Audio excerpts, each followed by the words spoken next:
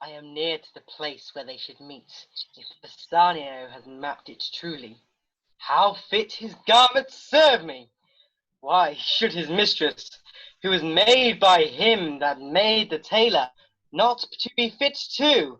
That rather, saving reference of the word, for 'tis said a woman's fitness comes by fits. Therein I must play the workman. I dare speak it to myself, for it is not a vainglory for a man and his glass to confer in his own chamber. I mean, the lines of my body are as well drawn as his, no less young, no strong.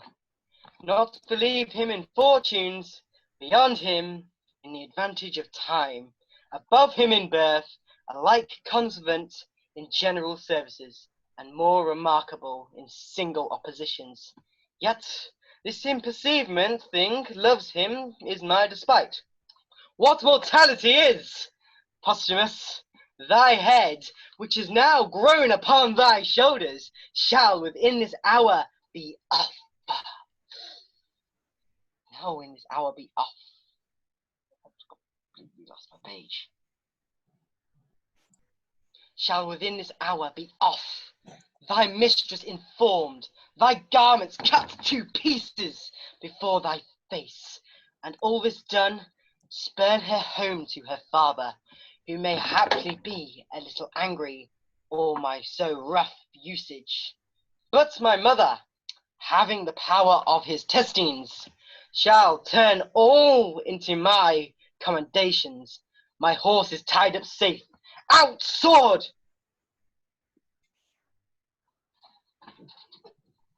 To a sore purpose. Fortune, put them into my hand.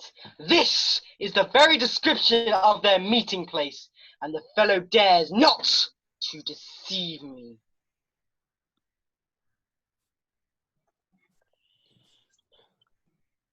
You are not well. Remain here in the cave. We'll come to you after hunting. Brothers, stay here. Are we not brothers? So man and man should be, but clay and clay differs in dignity, whose dust is both alike. I am very sick.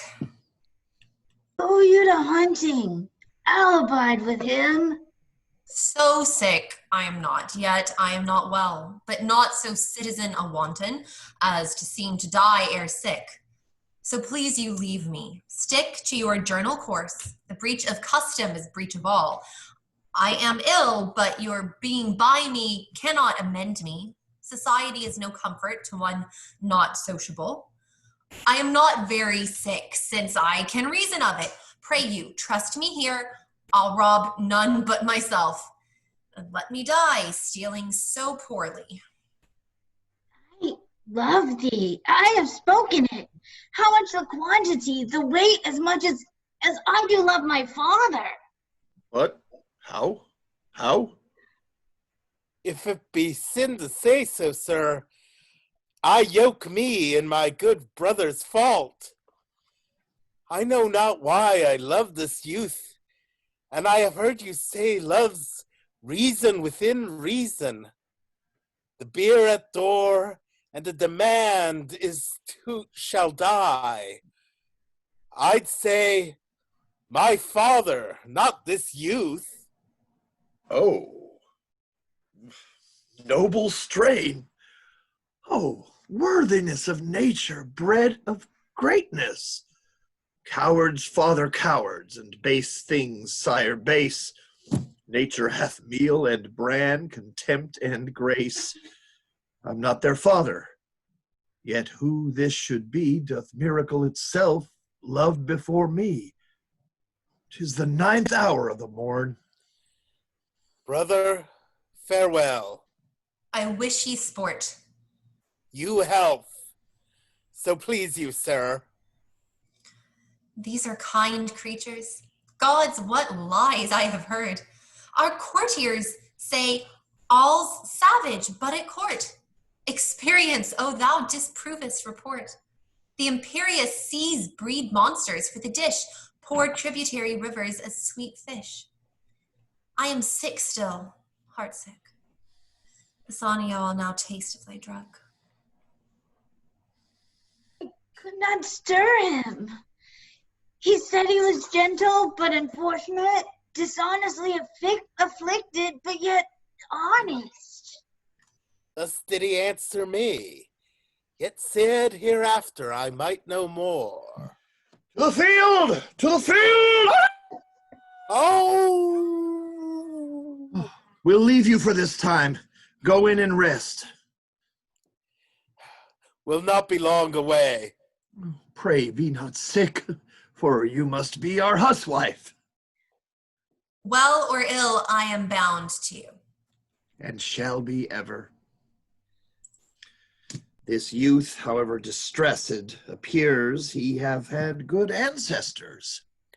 How angel-like he sings. But his neat cookery, he cuts our roots and characters and sauced our broths as Juno had been sick and he her dieter. Nobly he yokes, a smiling with a sigh, as if the sigh was that it was for not being such a smile, the smile mocking the sigh that it would fly from so divine a temple to commix with winds that sailors rail at. I too know that grief and patience, rooted in them both, mingle their spurs together. Grow patience, and let the stinking elder grief untwine his perishing root with the increasing vine. It is great morning. Come away. Who's there? I cannot find them renegades. The villain has mocked me. I am faint. Those renegades? Means he not us? Oh, I partly know him. Oh, 'tis Cloten, the son of the queen. I fear some ambush. I saw him not these many years, and yet I know 'tis he. We are held as outlaws. Hence. He is but one. You and my brother search what companies are near. Pray you away. Let me alone with him. Soft. What are you that fly me thus? Some villain mountaineers? I have heard of such. What slave art thou? A thing more slavish did I ne'er than answering, a slave without a knock. Thou art a robber, a lawbreaker, a villain. Yield thee, thief! To who? To thee? What art thou? Have not I an arm as big as thine, a heart as big? Thy words, I grant, are bigger, for I wear not my dagger in my mouth. Say what thou art. Why should I yield to thee? Thou villain base knowest me not by my clothes. No, nor thy tailor, rascal. Who is thy godfather? He made these clothes, which, as it seems, make thee. Thou precious varlet, my tailor made them not. Hence then, and thank the man that gave them thee. Thou art some fool, I am loath to beat thee. Thou injurious thief, hear my name and tremble. What's thy name? Cloten, thou villain! Cloten? Thou double-bit villain be thy name. I cannot tremble at it. Were it toad or adder, spider, 'twould move me sooner. Thy further fear, nay, to thy mere confusion, thou shalt know I am son to the queen. I am sorry for it, not seeming so worthy as thy birth. Art thou not afeared?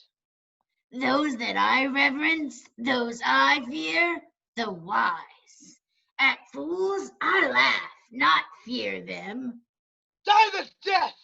When I have slain thee with my proper hand, I'll follow those and every now fled hence on down the gates of Lud's town. Set your hands! Yield, rustic mountaineer!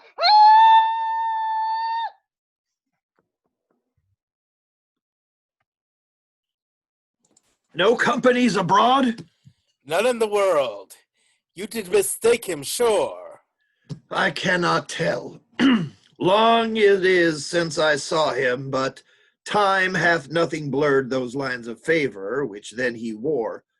The snatches in his voice and burst of speaking were as his. I am absolute 'twas very clotted. In this place we left them. I wish my brother make good time with him. You say he is so fell. Being scarce made up, I mean to man, he had not apprehension of roaring terrors, for defect of judgment is oft the cause of fear. But see thy brother. This Cloten was a fool, an empty purse. There was no money in it. Not Hercules could have knocked out his brains, for he had none. Yet, I not doing this, the fool had borne my head as I do his. What hast thou done? I am perfect, what? Cut off one Cloten's head, son to the queen, after his own report, who called me traitor, mountaineer, and swore with his own single hand he'd take us in, displace our heads where, thank the gods, they grow, and set them on Lud's town. We are all undone. Why, worthy father? What have we to lose but that he swore to take our lives? The law protects not us. Then why should we be tender to let an arrogant piece of flesh threat us? Play judge and executioner all himself, but we do fear the law? What company discover you abroad? No single soul can we set eye on, but in all safe reason he must have some attendance. Though his humor was nothing but mutation, aye, and that from one bad thing to worse, not frenzy nor absolute madness could so far have raved to bring him here alone. Although perhaps it may be heard at court that such as we cave here, hunt here, are outlaws, and in time may make some stronger head, the which he hearing, as it is like him, might break out and swear he fetched us in. Yet is it not probable to come alone, either he so undertaking, or they so suffering? Then on good ground we fear, if we do fear this body hath a tail, more perilous than the head. Let ordinance come as the gods foresay it. Howsoever, my brother hath done well. I had no mind to hunt this day.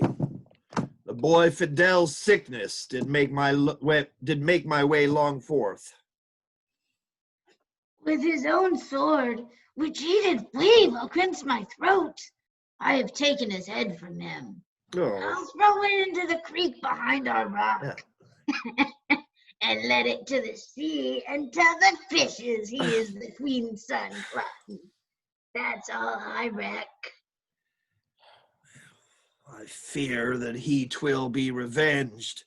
Would, Polydore, thou hadst not done it, though valor becomes thee well enough. Would I had done it, so the revenge alone pursued me. Polydore, I love thee brotherly, but envy much thou hast robbed me of this deed. I would revenges that possible strength that would seek us through and put us to our answer.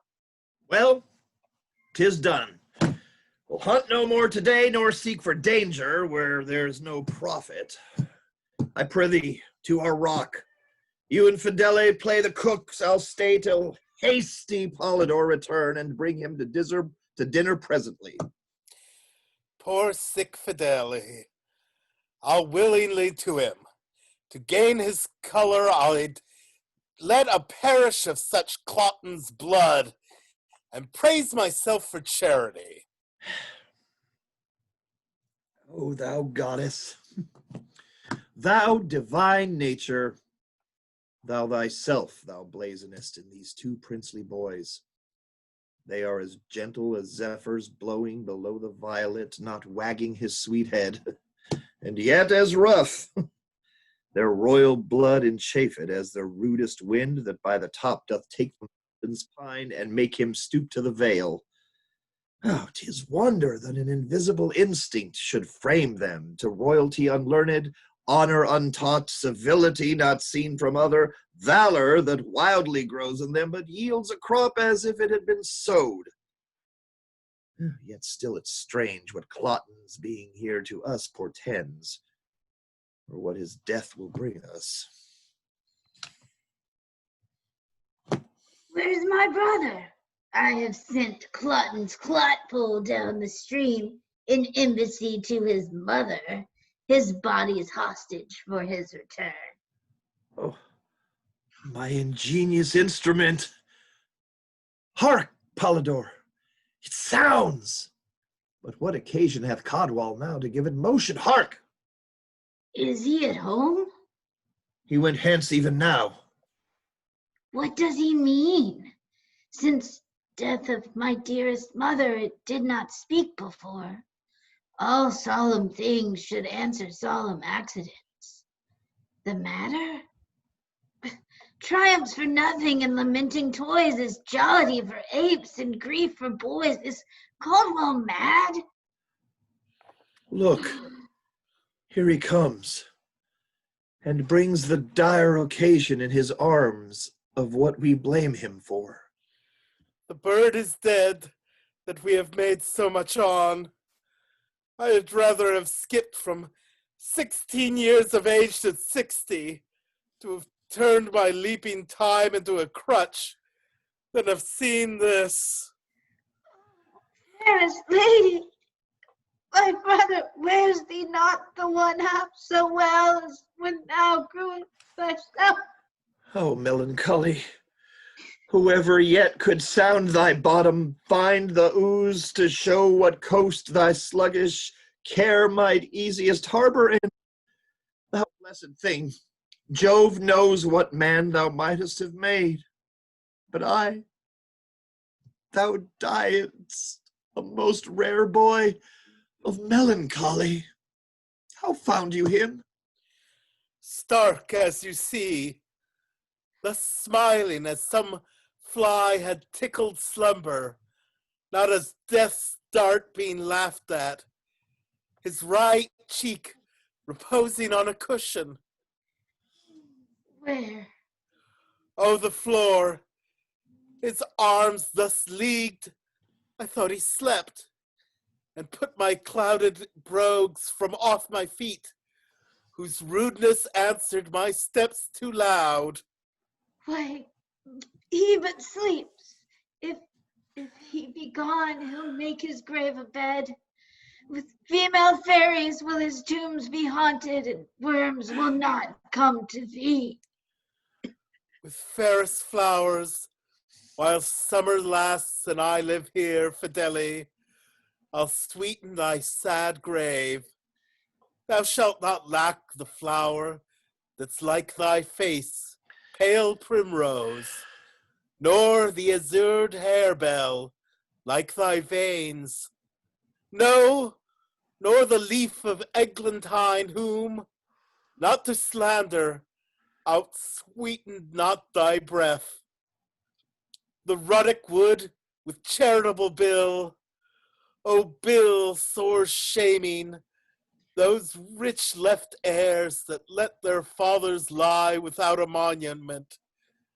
Bring thee all this, yea, and furred moss besides, when flowers are none to winter ground thy course. Prithee, have done, and do not play at winch-like words with that which is so serious. Let us bury him, and not protract with admiration what is now due debt to the grave. Say, where shallst lay him? By good Eurovile, our mother. Be it so. And let us, Polydore, though now our voices have got the mannish crack, sing him to the ground, as once to our mother, use like noted words, save that Europhile must be Fideli. Godwall, I cannot sing. I'll weep, but word it with thee, but notes of sorrow out of tune are worse than priests and veins that lie. We'll speak it then. Great griefs I see, medicine the less for Cloten is quite forgot. He was a queen's son, boys, and though he came our enemy, remember, he was paid for that. Though mean and mighty, rotting together have one dust, yet reverence, that angel of the world, doth make distinction of place between high and low. Our foe was princely, and though you took his life as being our foe, yet bury him as a prince. Pray you, fetch him hither.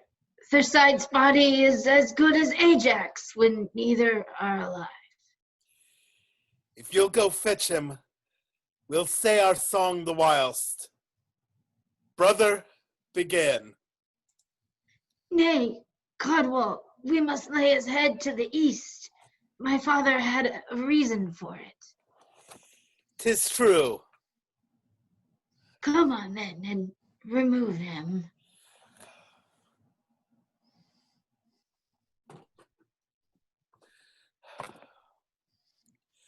So begin.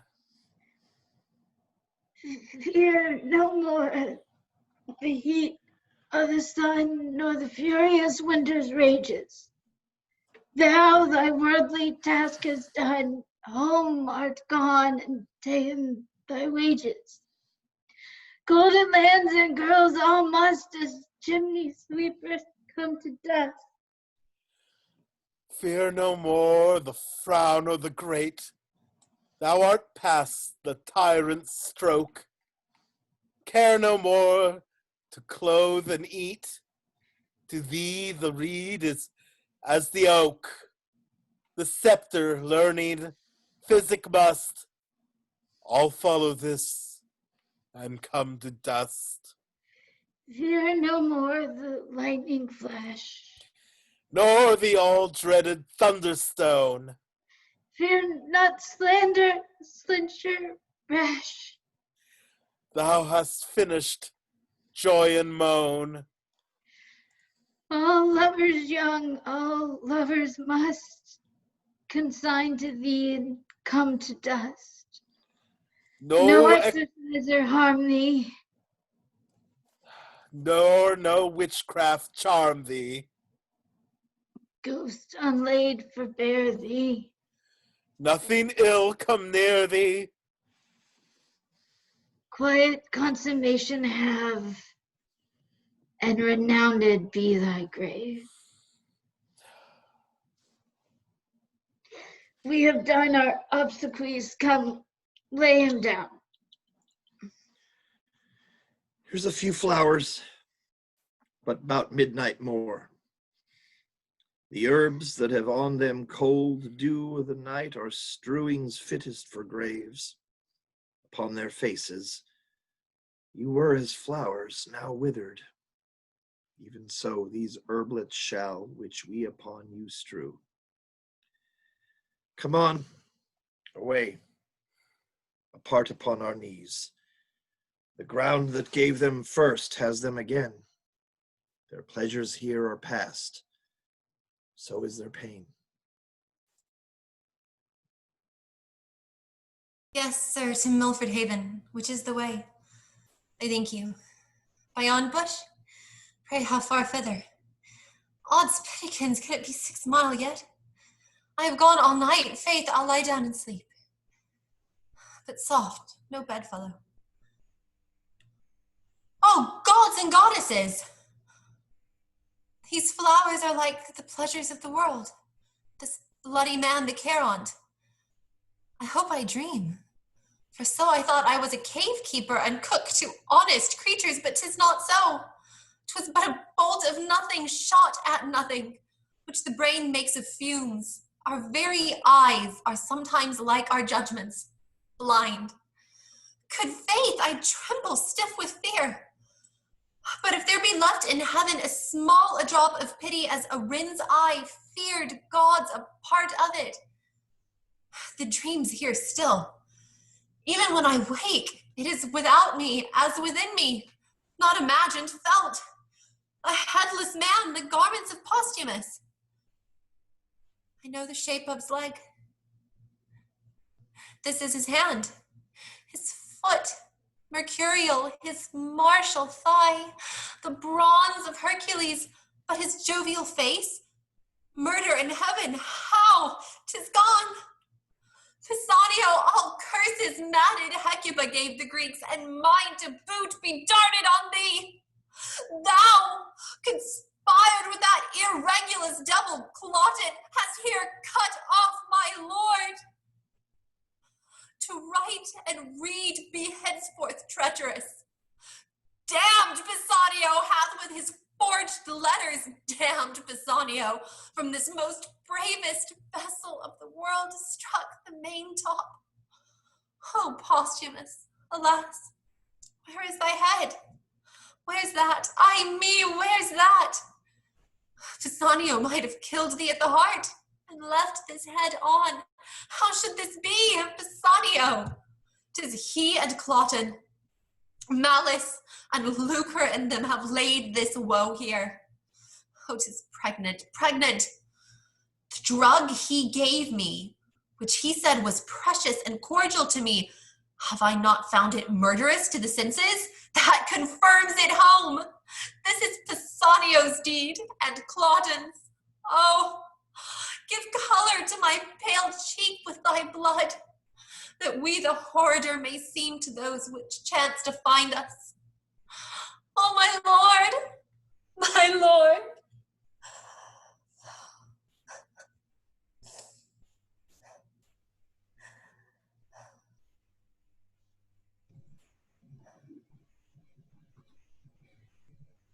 To them the legions garrisoned in Gallia, after your will, have crossed the sea, attending you here at Milford Haven with your ships.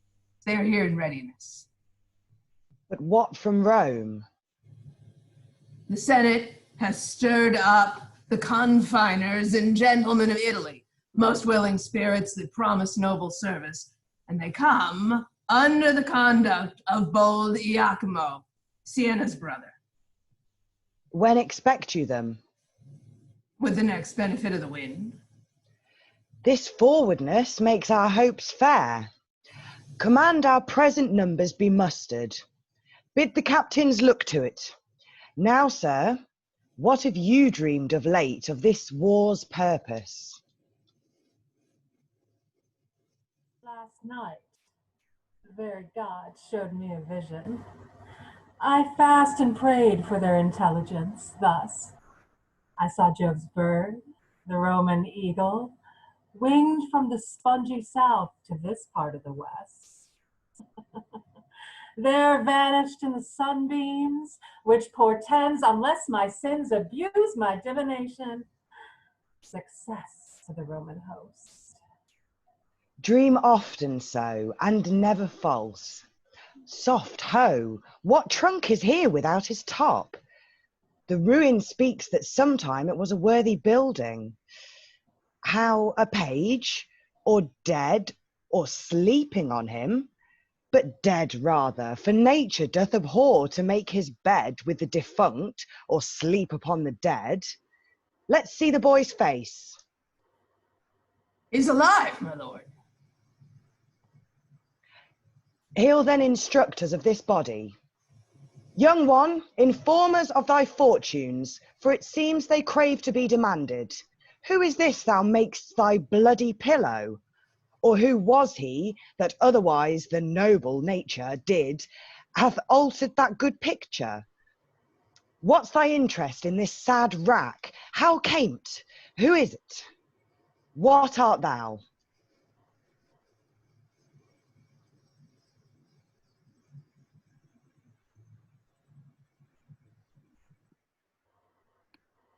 I am nothing, or if not, nothing to be were better. This was my master, a very valiant Briton and a good, that here by mountaineers lies slain. Alas, there is no more such masters. I may wander from east to occident, cry out for service, try many, all good, serve truly, never find such another master. Lack, good youth, thou movest no less with thy complaining than thy master in bleeding. Say his name, good friend. Richard Duchamp. If I lie and do no harm by it, though the gods hear, I hope they'll pardon it. Say you, sir? Thy name? Fidele, sir. Thou dost approve thyself the very same. Thy name fits thy faith. Thy name well fits thy faith. Thy faith, thy name. Wilt take thy chance with me? I will not say thou shalt be so well mastered, but be sure no less beloved. The Roman Emperor's letters, sent by a council to me, should not sooner than thine own worth prefer thee. Go with me. I'll follow, sir. But first, and please the gods, I'll hide my master from the flies, as deep as these poor pickaxes can dig. And when with wild wood leaves and weeds I have strewn to his grave, on it set a century of prayers, such as I can, twice o'er I'll weep and sigh, and leaving so his service, follow you. So please you entertain me. Ay, good youth, and rather father thee than master thee. My friends, the boy hath taught us many manly duties. Let us find out the prettiest daisied plot we can, and make him with our pikes and partisans a grave.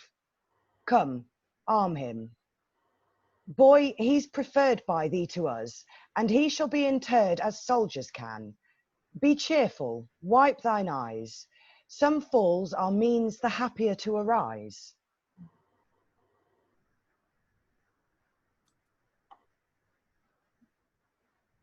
Again, and bring me word how 'tis with her.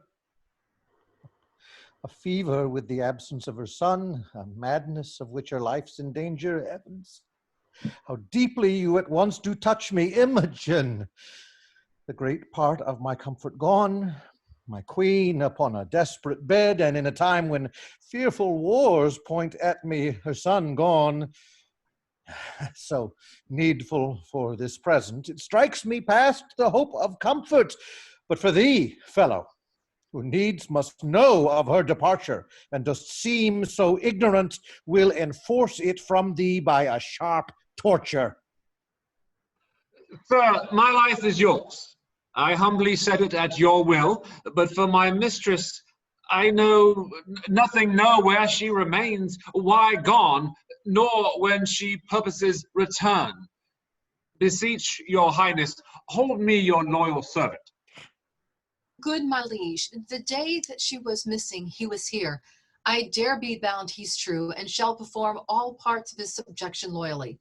For Cloten, there wants no diligence in seeking him, and will no doubt be found. The time is troublesome. We'll slip you for a season, but our jealousy doth yet depend. So please your majesty, the Roman legions, all from Gallia drawn, are landed on your coast, with the supply of Roman gentlemen by the Senate sent. Now for the counsel of my son and queen. I am amazed with matter. Good my liege, your preparation can affront no less than what you hear of. Come more, for more you're ready. The want is but to put those powers in motion that long to move. I thank you. Let's withdraw and meet the time as it seeks us. We fear not what can from Italy annoy us, but we grieve at chances here. Away! I heard no letter from my master since I wrote him Imogen was slain. 'Tis strange. Nor hear I from my mistress, who did promise to yield me often tidings. Neither know I what is better to Cloten, but remain perplexed in all. The heavens still must work. Wherein I am false, I am honest. Not true, to be true. These present wars shall find I love my country, even to the note of the king, or I'll fall in them. All other doubts, by time let them be cleared. Fortune brings in some boats that are not steered.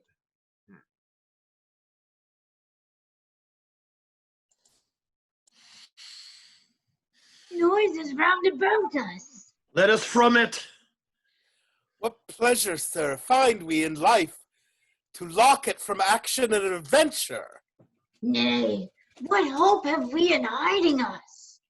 This way the Romans must, or for Britain slay us, or receive us for barbarous and unnatural revolts during their use, and slay us after. Sons, we'll hire to the mountains. There secure us. To the king's party there's no going.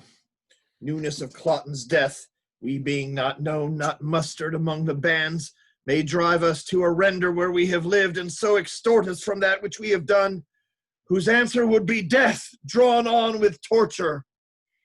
This is, sir, a doubt in such a time nothing becoming you, nor satisfying us. It is not likely that when they hear the Romans' horses nigh, behold their quartered fires, have both their eyes and ears so cloyed importantly as now, that they will waste their time upon our note to know from whence we are. Oh, I am known of many in the army. Many years, though Cloten then but young, you see not wore him from my remembrance. And besides, the king hath not deserved my service, nor your loves, who find in my exile the want of breeding, the certainty of this hard life, I, hopeless to have the courtesy your cradle promised, but to be still hot summer's tanlings and the shrinking slaves of winter. Then be so better to cease to be. Pray, sir, to the army. I and my brother are not known, yourself so out of thought, and thereto so o'ergrown cannot be questioned. By the sun that shines, I'll thither. What thing is it that I never did see man die? Scarce ever looked on blood, but that of coward hares, hot goats, and venison. Never bestride a horse, save one that had a rider like myself, who ne'er wore rowel or iron on his heel. I am ashamed to look upon the holy sun, to have the benefit of his blessed beams, remaining so long a poor unknown. By heavens, I'll go. If you will bless me, sir, and give me leave, I'll take the better care. But if you will not, the hazard therefore do fall on me by the hands of Roman. So say I. Amen. No reason I, since of your lives you set so slight a variation, should reserve my cracked one to more care. Have with you, boys! If in our country wars you chance to die, that is my bed too, lads. And so I'll lie! Lead! Lead! Oh! Time seems long, their blood thinks scorn, till it fly out, and show them princes born.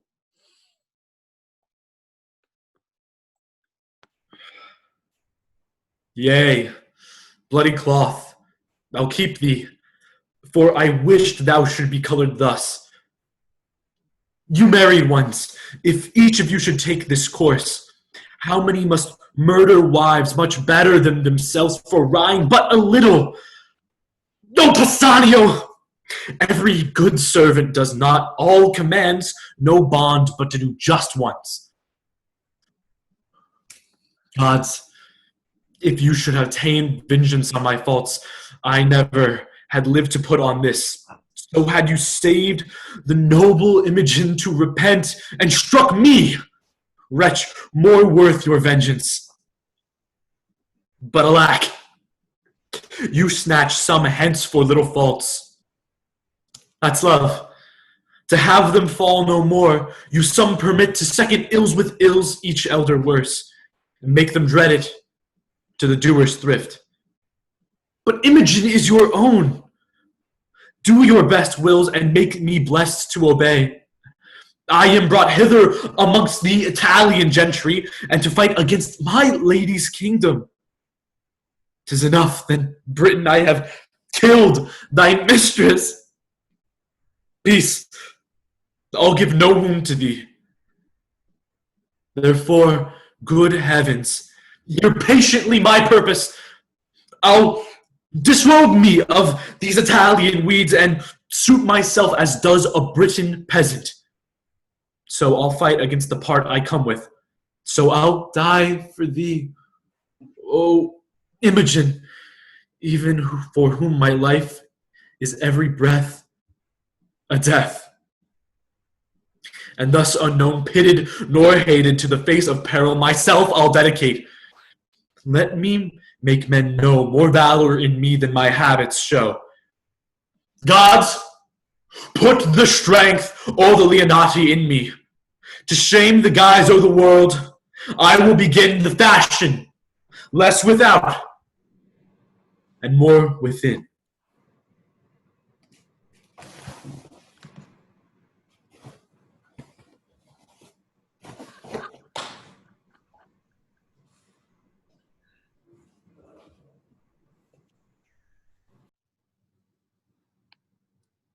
The heaviness and guilt within my bosom takes off my manhood.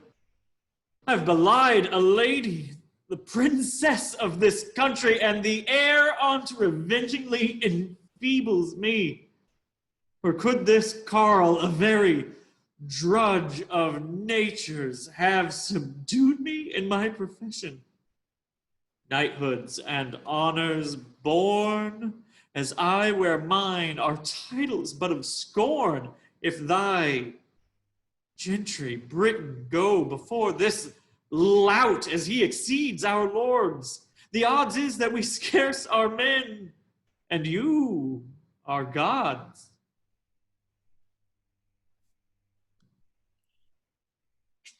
Stand! Stand! We have the advantage of the ground. The lane is guarded. Nothing routs us but the villainy of our fears. Stand! Stand and fight! Stand! Ah!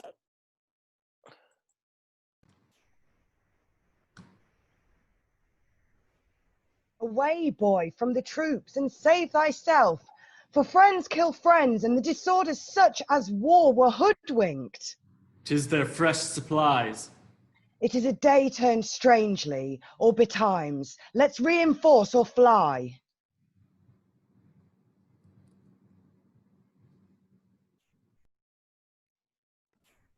Camest thou from where they made the stand?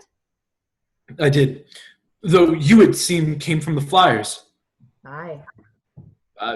No blame be to you, sir, for all was lost, but that the heavens fought. The king himself of his wings destitute, the army broken, and but the backs of Britain seen, all flying through a straight line, the enemy full-hearted, lolling the tongue with slaughtering, having work more plentiful than tools to do it, struck down, some mortally, some slightly touched, some falling merely through fear, that the straight pass was damned with dead men, hurt behind, and cowards, living to die with lengthened shame. Where was this lane? Close by the battle, ditched and walled with turf, which gave advantage to an ancient soldier, an honest one, I warrant, who deserved so long a breeding as his white beard came to, in doing this for his country.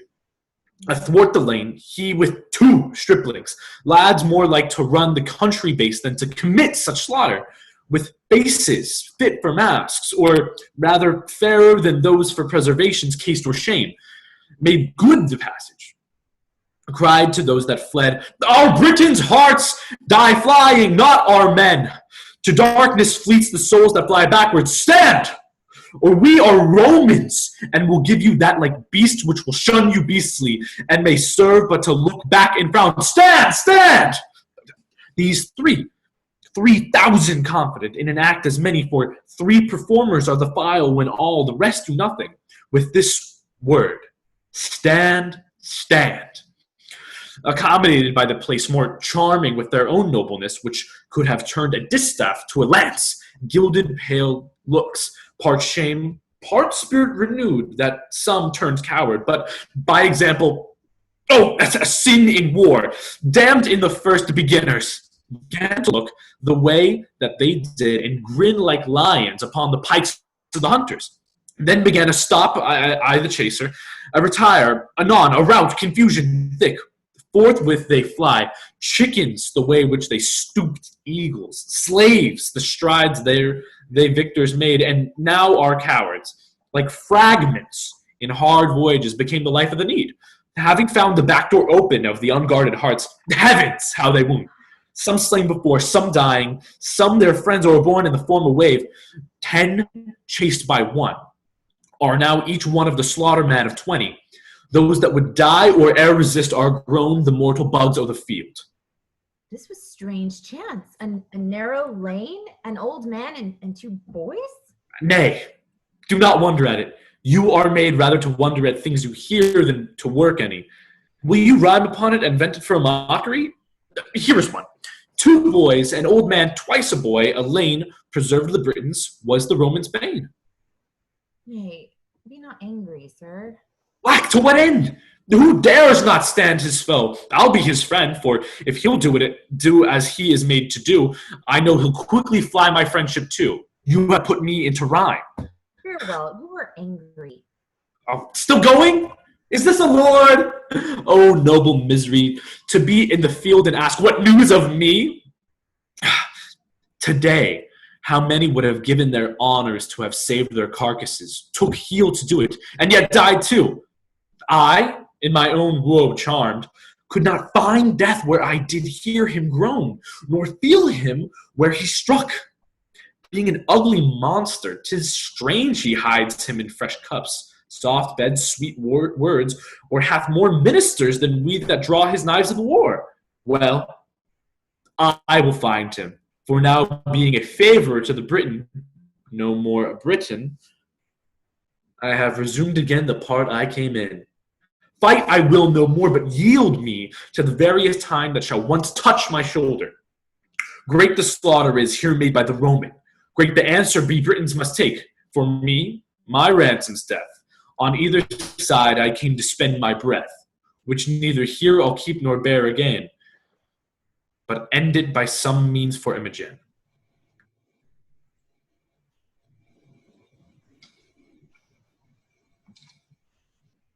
Great Jupiter be praised, Lucius is taken. 'Tis thought the old man and his sons were angels. There was a 4th man in a silly habit that gave the affront with them. No, so 'tis reported, but none of them can be found. Stand, who's there? A Roman, who had not now been drooping here if seconds had answered him. Lay hands on him. A dog, a leg of Rome, shall not return to tell what crows have pecked them here. He brags his service as if he were of note. Bring him to the king.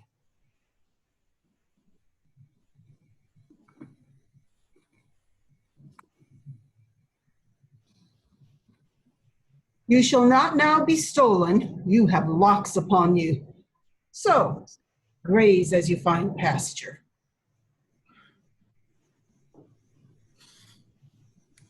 Aye, or a stomach.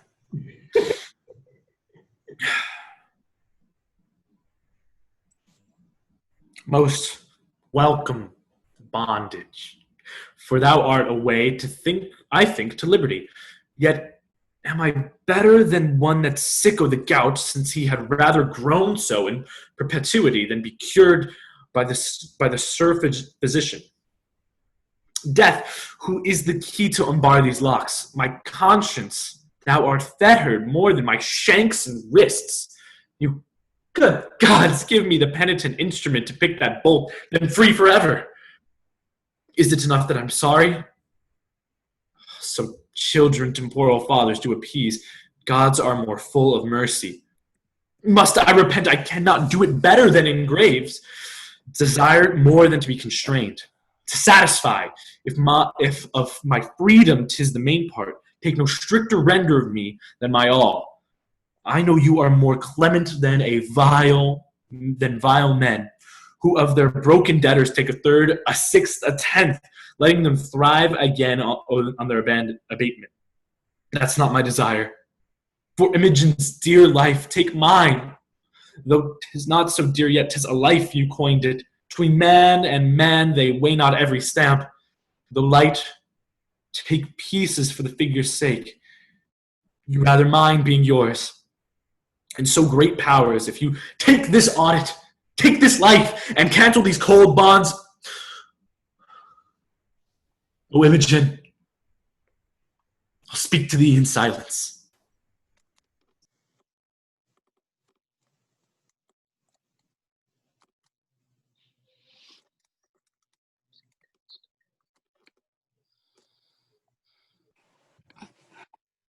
No more thou, thunder master, show thy spite on mortal flies. With Mars fall out, with Juno chide, that thy adulteries rates and revenges. Hath my poor boy done aught but well, whose face I never saw? I died whilst in the womb he stayed, attending nature's law, whose father then, as men report, thou orphan's father art. Thou shouldst have been and shielded him from this earth-vexing smart. Lucina lent me not her aid, but took me in thy throes, that from me was Posthumus ripped, came crying mongst his foes, a thing of pity.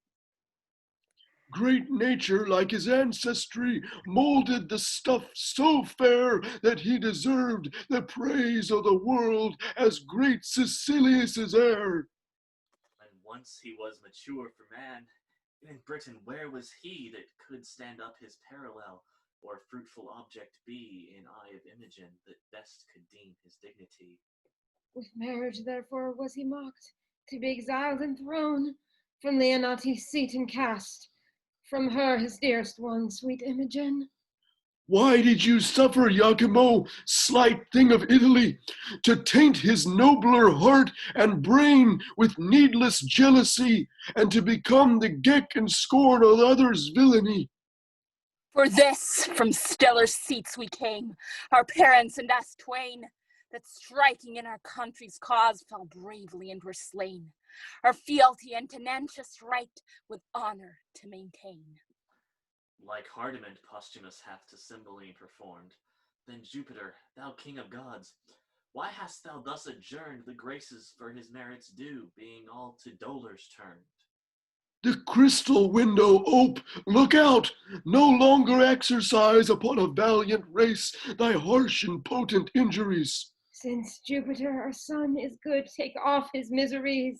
Peep through thy marble mansion. Help, or we poor ghosts will cry to the shining synod of the rest against the deity. Help, Jupiter, or we appeal and from thy justice fly. No more! You petty spirits of region low offend our hearing. Hush! How dare you, ghost, accuse the thunderer, whose bolts you know? Sky planted batters all rebelling coast. Poor shadows of Bethlehem, hence and rest upon your never withering banks of flowers. Be not with mortal accidents oppressed. No care of it is yours. You know 'tis ours. Whom best I love, I cross, to make my gift the more delayed, delighted. Be content. Your low-laid Son of Godhead will uplift. His comforts thrive, his trials well are spent. Our jovial star reigned at his birth, and in our temple was he married. Rise and fade. He shall be Lord of Lady Imogen, and happier much by his affliction made. This tablet lay upon his breast, wherein our pleasure his full fortune doth confine. And so away, no further with your din express impatience, lest you stir up mine. Mount, eagle, to my palace crystalline. He came in thunder. His celestial breath was sulphurous to smell. The holy eagle stooped as to foot us. His ascension more sweet than our blessed fields. His royal bird preens the immortal wing and cloys his beak as when his god is pleased. Thanks, Jupiter. The marble pavement closes. He has entered his radiant roof. Away and to be blessed, let us with care perform his great behest.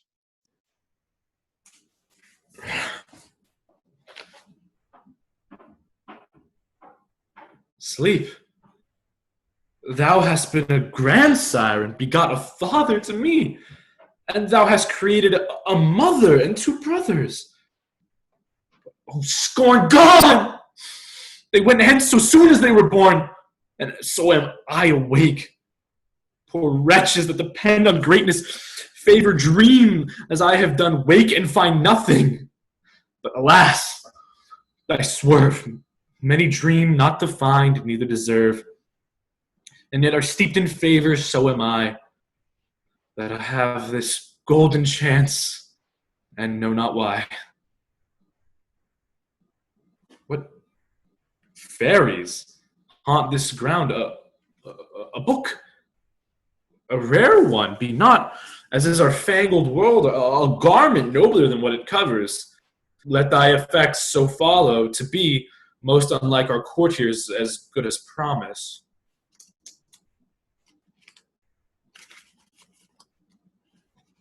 When as a lion's whelp shall, to himself unknown, without seeking find and be embraced by a piece of tender air, and when from a stately cedar shall be lopped branches which, being dead many years, shall after revive, be jointed to the old stock and freshly grow.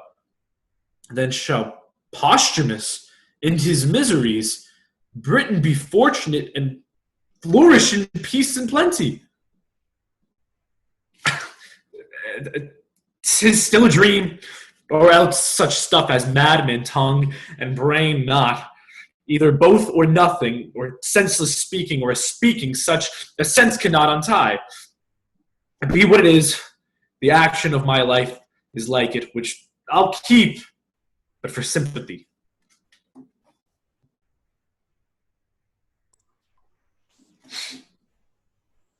Come, sir, are you ready for death? Oven roasted, rather, ready long ago. Hanging is the word, sir. If you be ready for that, you are well cooked. So, if I prove a good repast to the spectators, the dish pays the shot. A heavy reckoning for you, sir. But the comfort is you shall be called to no more payments. Fear no more tavern bills, which are often the saddest of parting at the procuring of mirth. You come in faint for want of meat, depart reeling with too much drink. Sorry that you have paid too much, and sorry that you are paid too much. Purse and brain both empty. The brain the heavier for being too light, the purse too light, being drawn of heaviness. Of this contradiction you shall now be quit. The charity of a penny cord. It sums up thousands in a trice. You have no true debitor and creditor but it. For what's past is, and to come, the discharge. Your neck, sir, is pen, book, and counters. So is what it falls. I am merrier to die than thou art to live. Indeed, sir, he that sleeps does not feel the toothache. But a man that were to sleep your sleep, and at To help him to bed? I think he would change places with his officer. For look you, sir, you know not which way you shall go. Yes, indeed do I, fellow. Your death has eyes in his head, then. I have not seen him so pictured. You must either be directed by some that take upon them to know, or to take upon yourself that which I am sure you do not know, or jump the after inquiry at your own peril. And how shall you speed in your journey's end? I think you'll never return to tell one. I tell thee, fellow, there are none want eyes to direct them the way I am going, but such as wink and will not use them. What an infinite mock this is, that a man should have the best use of eyes to see the way of blindness. I am sure hanging's the way of winking.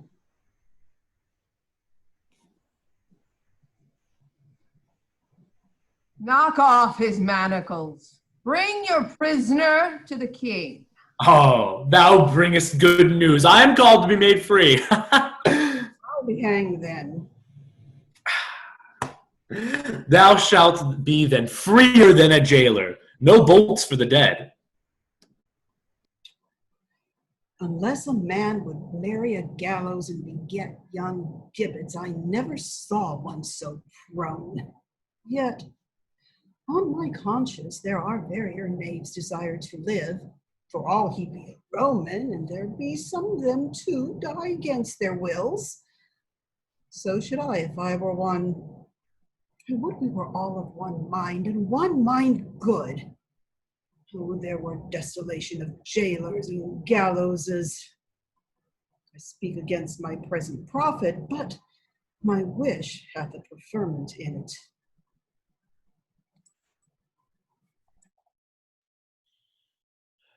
Stand by my side, you whom the gods have made preservers of my throne.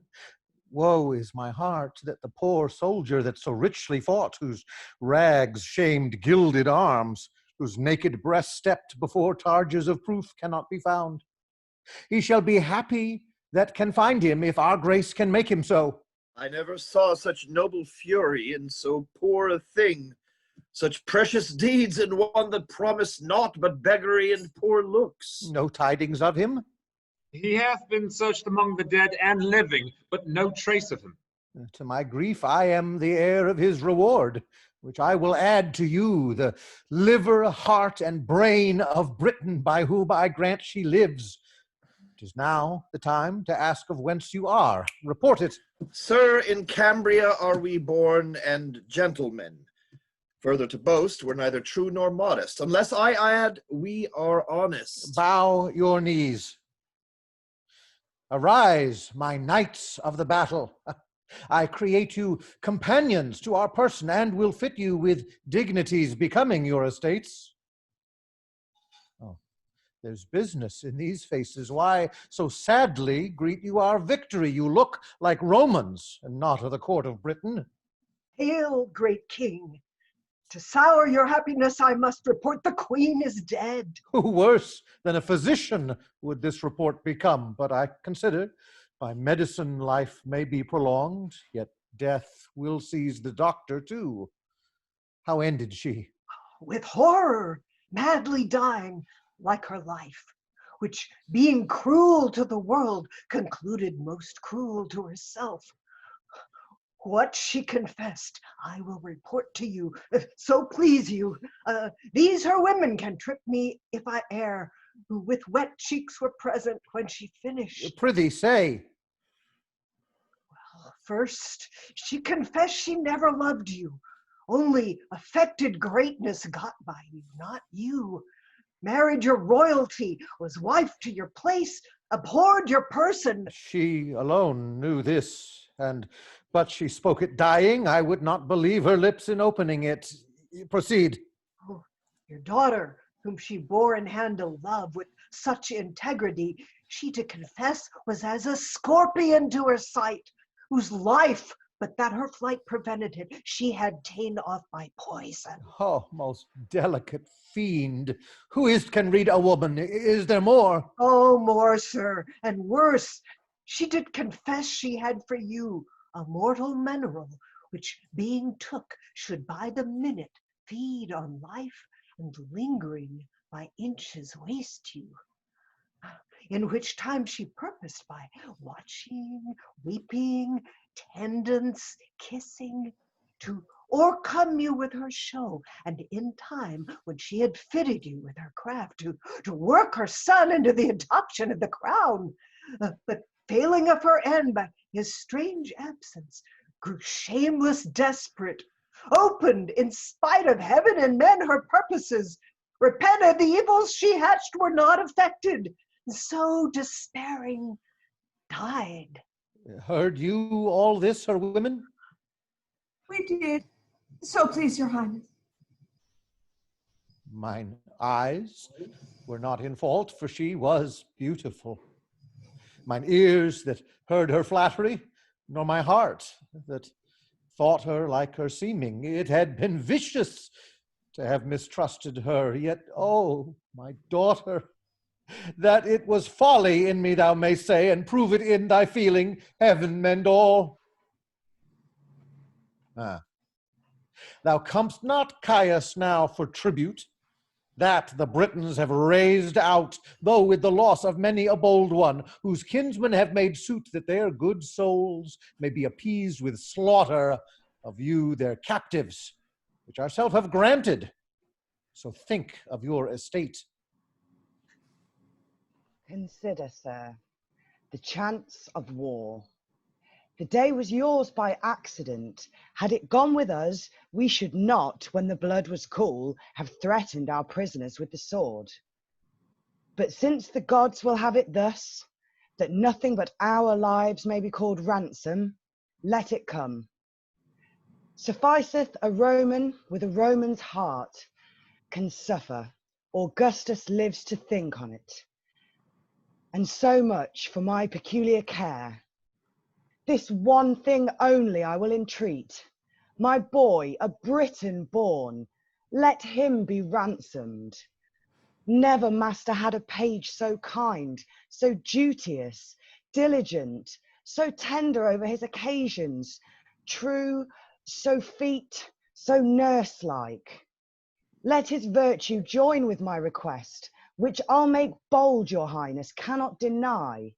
He hath done no Briton harm, though he hath served a Roman. Save him, sir, and spare no blood beside. I have surely seen him. His favour is familiar to me. Boy, thou hast looked thyself into my grace and art mine own. I know not why, wherefore to say, live, boy. Ne'er thank thy master, live, and ask of Cymbeline what boon thou wilt, fitting my bounty and thy state, I'll give it. Yea, though thou do demand a prisoner, the noblest ta'en. I humbly thank your highness. I do not bid thee beg my life, good lad, and yet I know thou wilt.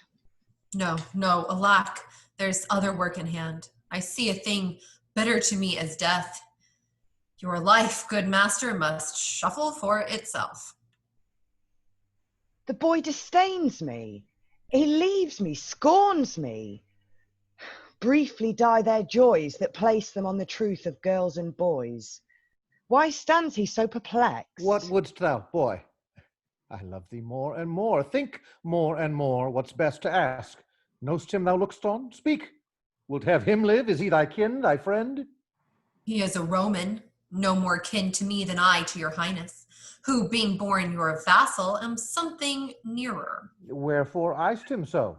I'll tell you, sir, in private, if you please to give me hearing. Aye, with all my heart, and lend my best attention. What's thy name? Fidele, sir. Thou'rt my good youth, my page. I'll be thy master. Walk with me, speak freely. Is not this boy revived from death? One and another not more resembles that sweet rosy lad who died and was Fidele. What think you? The same dead thing alive. Peace, peace, see further. He eyes us not. Forbear, creatures may be alike. Were it he, I'm sure he would have spoke to us.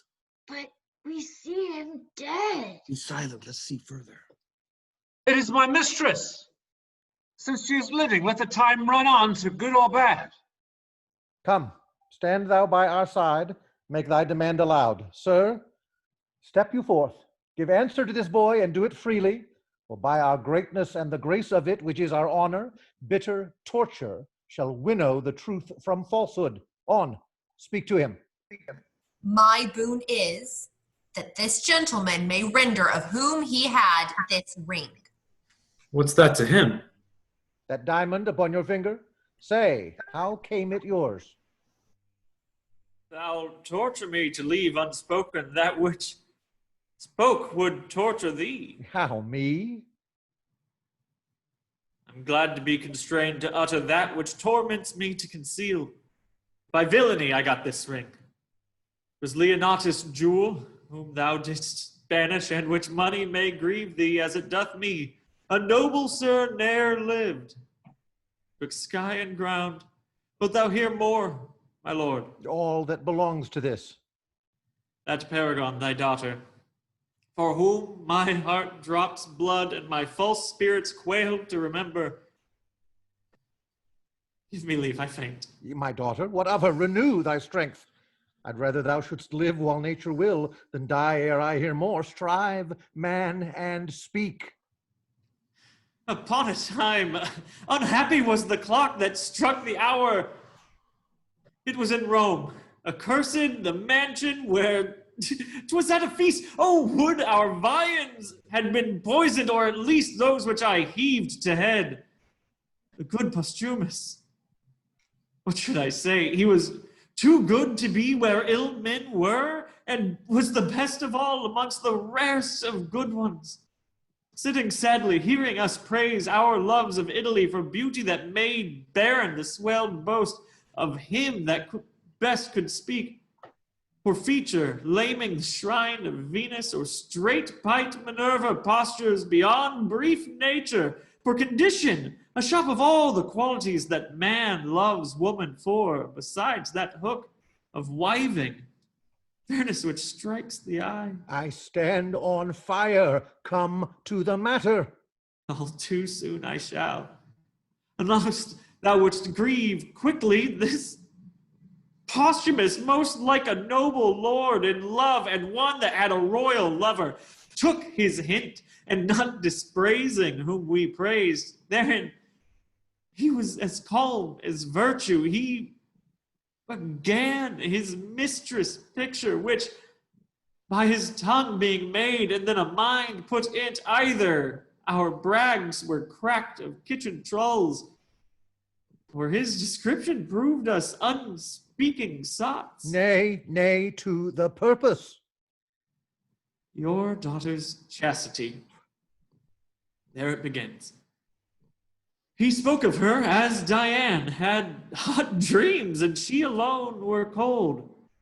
Whereat I, wretch, made scruple of his praise, and wagered with him pieces of gold against this, which then he wore upon his honored finger, to attain in suit the place of his bed, and win this ring by hers and mine adultery.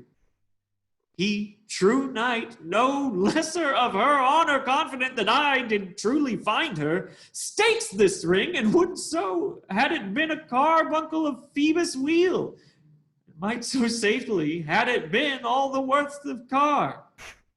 Away to Britain post I in this design. Well may you, sir, remember me at court, where I was taught of your chaste daughter the wide difference twixt amorous and villainous. Being thus quenched of hope, not longing, mine Italian brain gan in your duller Britain operate most vilely, for my vantage excellent.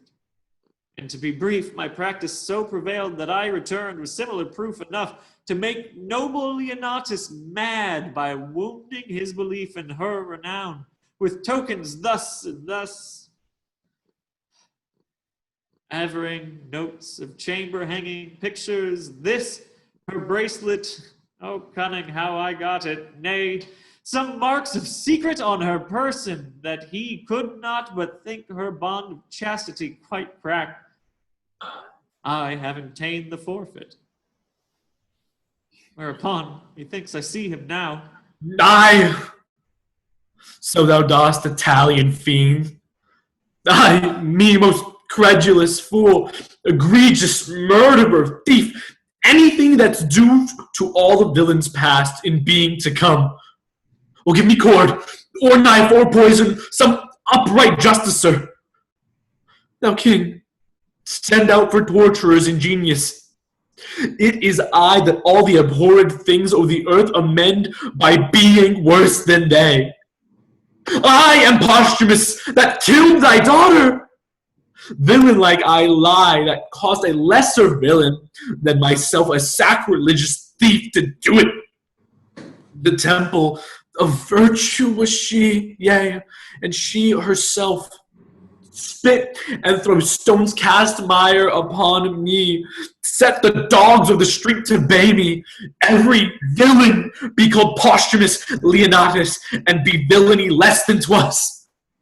O Imogen, my queen, my life, my wife, oh Imogen, Imogen, Imogen. My lord, here. Child, it's a play of this, thou scornful page, thy light I part. Woman, help! Mine and your mistress! Oh, my lord Posthumus, you never killed Imogen till now! Help, help, mine honored lady! Does the world go round? How comes these staggerers on me? Wake, my mistress! This be so, the gods do mean to strike me to death with mortal joy. How fares my mistress? Get thee from my sight. Thou gavest me poison. Dangerous fellow, hence. Breathe not where princes are. The tune of Imogen. Lady, the gods throw stones of sulphur on me if that box I gave you was not thought by me a precious thing. I had it from the queen. New matter still? It poisoned me. Oh, gods. I left out one thing which the queen confessed, which must have proved thee honest. If Pisanio have, said she, given his mistress that confection which I gave him for cordial, she is served as I would serve a rat. What's this, Cornelius? The queen, sir, very often importuned me to temper poisons for her, still pretending the satisfaction of her knowledge only by killing creatures vile as cats and dogs, of no esteem. I, dreading that her purpose was of more danger, did compound for her a certain stuff, which, being ta'en, would cease the present power of life, but in short time all offices of nature should again do their due functions. Have you ta'en of it? Most like I did, for I was dead. And boys, there was our error. This is sure fidele. Why did you throw your wedded lady from you? Think that you are upon a rock, and now throw me again. Oh, hang there like fruit my soul till the tree die. How now, my flesh, my child? What, makest thou me a dullard in this act? Wilt thou not speak to me? Your blessing, sir. Though you did love this youth, I blame you not. You had a motive for it. My tears that fall prove holy water on thee, Imogen. Thy mother's dead. I am sorry for it, my lord. Oh, she was naught, and long of her it was that we meet here so strangely. But her son is gone, we know not how nor where. My lord, now fear is from me, I'll speak truth. Lord Cloten, upon my lady's missing, came to me with his sword drawn, foamed at the mouth, and swore, if I discovered not which way she was gone, it was my instant death. By accident, I had a feigned letter of my master's then in my pocket, which directed him to seek her on the mountains near to Milford, where in a frenzy, in my master's garments, which he enforced from me, away he posts with unchaste purpose and with oath to violate my lady's honor. What became of him I further know not. Let me in the story. I slew him there. Marry, the gods forfend! I would not thy good deeds should from my lips pluck a hard sentence. Prithee, valiant youth, deny it again. I have spoken, and I did it. He was a prince. A most uncivil one. The wrongs he did me were nothing prince-like, for he did provoke me with language that would make me spurn the sea if it could so roar to me. I cut off his head, and am right glad he is not standing here to tell this tale of mine. I am sorrow for thee. By thine own tongue thou art condemned and must endure our law. Thou art dead.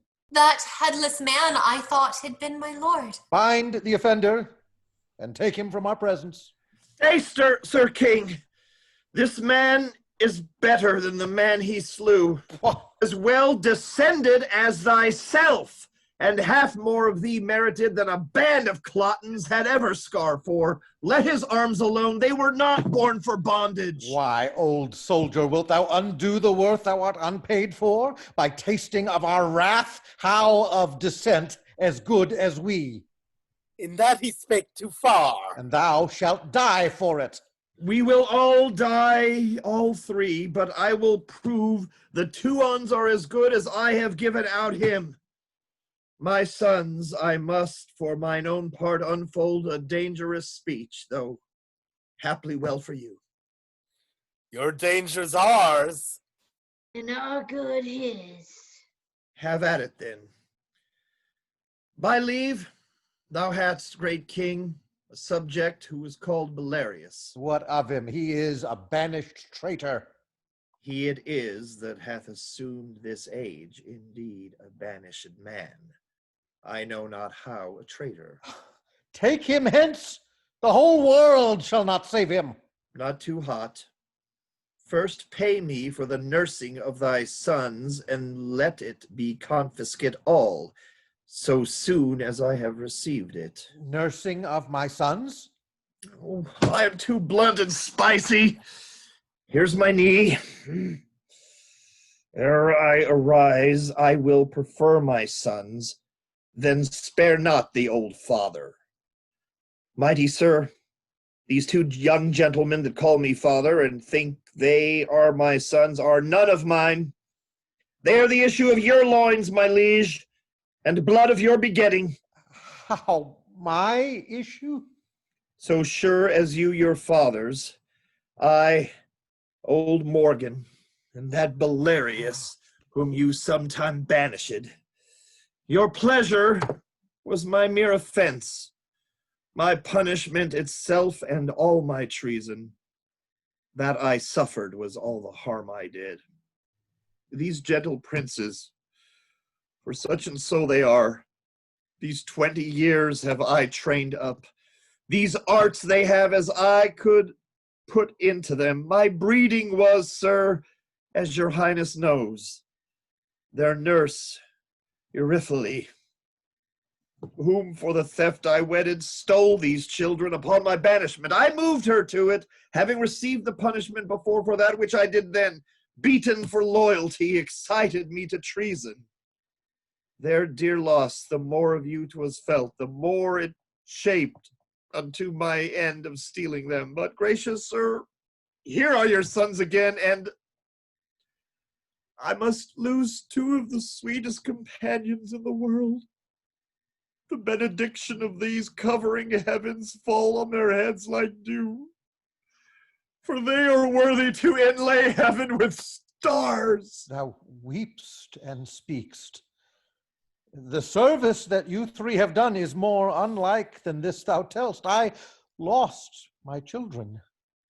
If these be they, I know not how to wish a pair of worthier sons. Be pleased a while. This gentleman whom I call Polydor, most worthy prince, as yours is true Guiderius. This gentleman, my Cadwal, Vigaragus, your younger princely son. He, sir, was lapped in a most curious mantle, wrought by the hand of his queen mother, which for more probation I can with ease produce. Guiderius had upon his neck a mole, a sanguine star. It was a mark of wonder. This is he who hath upon him still that natural stamp. It was wise nature's end in the donation to be his evidence now.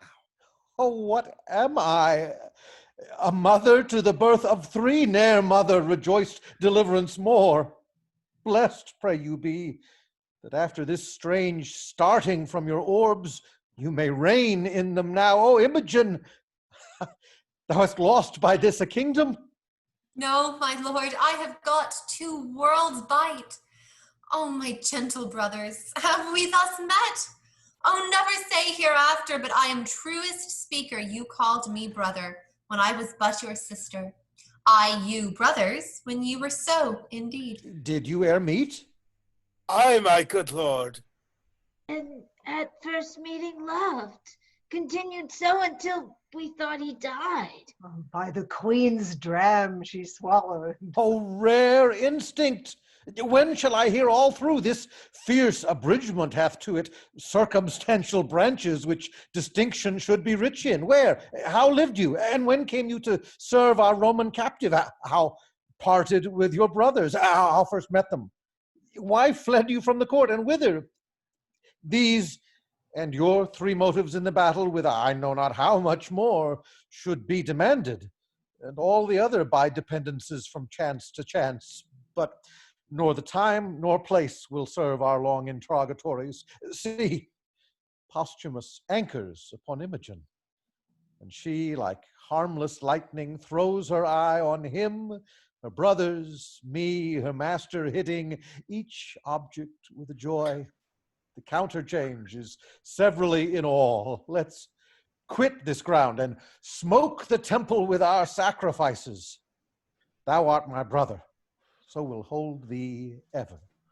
You are my father too, and did relieve me to see this gracious season. All o'erjoyed, save those in bonds, let them be joyful too, for they shall taste our comfort.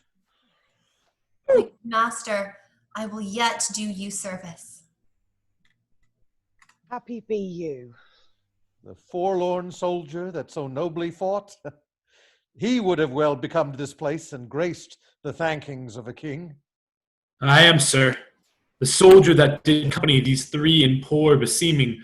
'Twas a fitment for the purpose I then followed, that I was he. Speak, Ikeyama. I had you down and might have made you finish. I am down again. But now my heavy conscience sinks my knee as then your force did. Take that life, beseech you, which I so often owe, but your ring first. And here, the bracelet. The truest princess that ever swore her faith. Kneel not to me.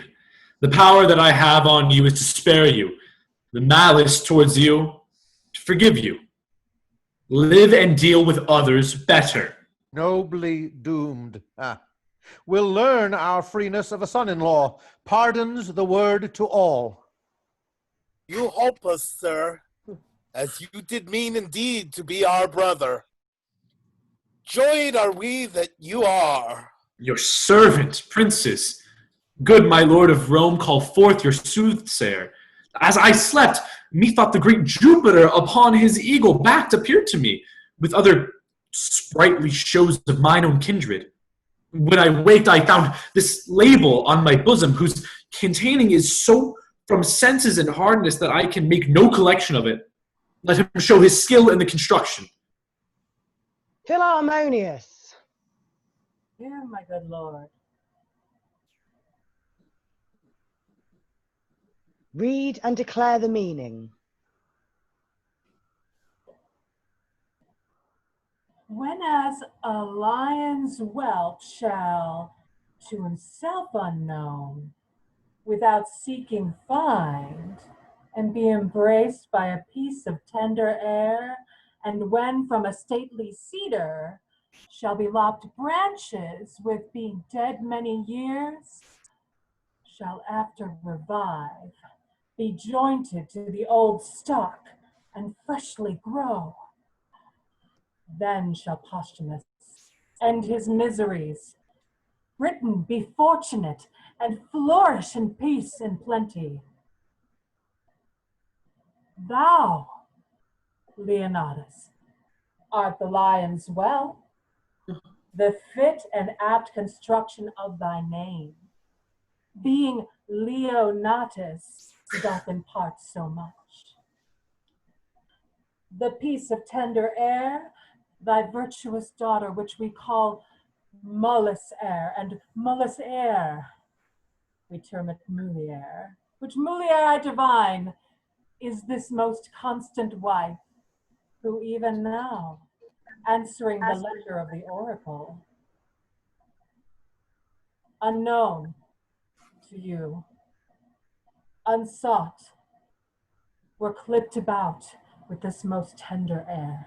This hath some meaning. The lofty cedar, royal Cymbeline, personates thee, and thy lopped branches point thy two sons forth, who, by Belarius stolen, for many years thought dead, are now revived. To the majestic cedar joined, whose issue promises Britain peace and plenty. Well, my peace we will begin, and Caius Lucius, although the victor, we submit to Caesar and to the Roman Empire, promising to pay our wonted tribute, from the which we were dissuaded by our wicked queen, whom heaven's injustice both on her and hers have laid most heavy hand. The fingers of the powers above do tune the harmony of this peace. The vision which I made known to Lucius ere the stroke of this yet scarce cold battle at this instant is full accomplished. For the Roman eagle, from south to west, on wings soaring aloft, lessened herself, and in the beams of the sun so vanished, which foreshowed our princely eagle, the imperial Caesar, should again unite his favor with the radiant Cymbeline, which shines here in the west. Laud we the gods, and let our crooked smokes climb to their nostrils from our blessed altars. Publish we this peace to all our subjects. Set we forward, let a Roman and a British ensign wave friendly together. So through Ludstown march, and in the temple of great Jupiter, our peace will ratify, seal it with feasts. Set on there, never was a war did cease ere bloody hands were washed with such a peace.